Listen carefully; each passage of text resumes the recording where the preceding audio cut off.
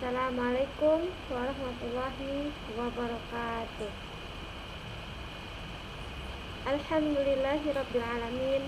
Wassalatu wassalamu ala asyrafil anbiya'i wal mursalin wa ala alihi wa sahbihi rasulillahi ajma'in. Amma ba'du.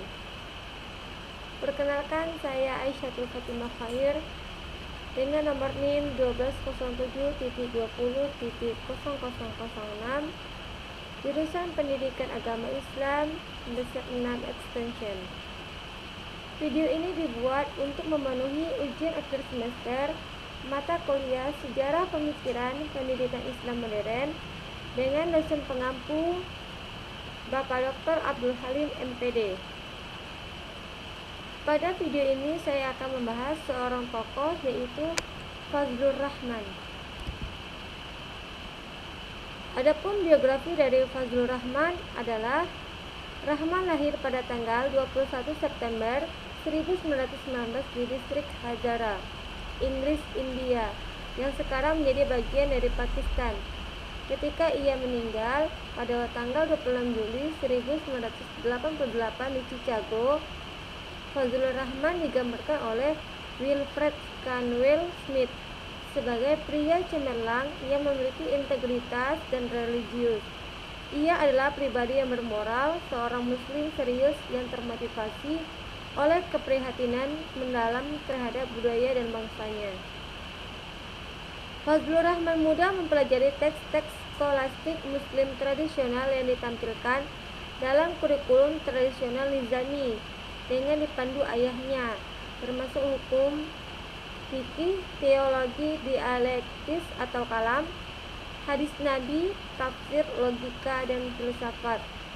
Setelah itu, ia melanjutkan pendidikannya dengan kuliah di Universitas Punjab di Lahore, di mana ia menerima gelar sarjana dan magister dalam bahasa Arab.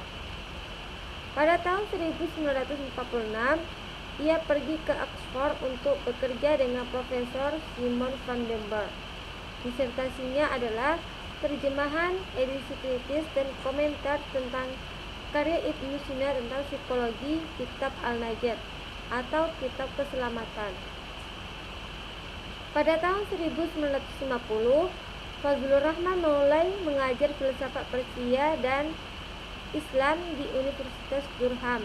Pada tahun 1958, ia meninggalkan Inggris untuk mengajar di Institute of Islamic Studies di McGill University di Montreal, Kanada. Adapun pemikiran Fazlur Rahman, yang pertama, konsep ijtihad; kedua, pemahaman kontekstual dan historis dari ajaran Islam; tiga, agama sebagai bagian dari kehidupan sosial dan politik modern; empat, pluralisme dalam Islam; lima, peran wanita dalam Islam.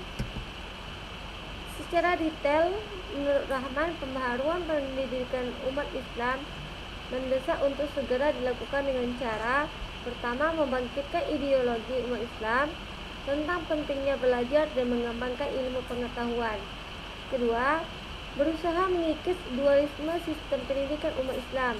Pada satu sisi lain, ada pendidikan modern atau sekuler. Kedua sistem pendidikan ini sama-sama tidak beres. Karena itu, perlu ada upaya untuk mengintegrasikan keduanya.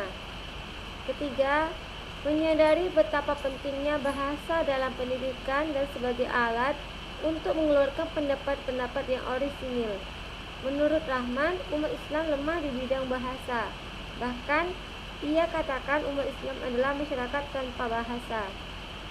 Keempat, pembaharuan di bidang metode pendidikan Islam, yaitu beralih dari metode mengulang-ulang dan menghafal pelajaran ke metode memahami dan menganalisis.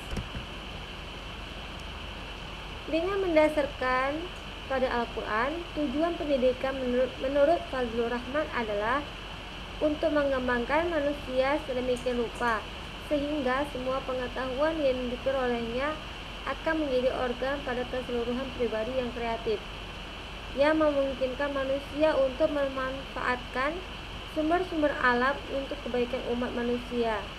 dan untuk menciptakan keadilan, kemajuan, dan keteraturan dunia. Kesimpulan, Fazlur Rahman adalah seorang intelektual yang tinggi. Ia banyak memberikan warisan yang bermanfaat bagi manusia dari zaman ke zaman. Ia juga meninggalkan sejarah kehidupan pribadinya yang dapat menjadi suatu dokumen penting bagi kita. Segala bentuk pemikiran filsafat Fazlur Rahman sangatlah penting dan menjadi suatu arahan pengetahuan yang mengajarkan tentang Islam, filsafat, Al-Quran dan sebagainya yang bermanfaat bagi kita semua.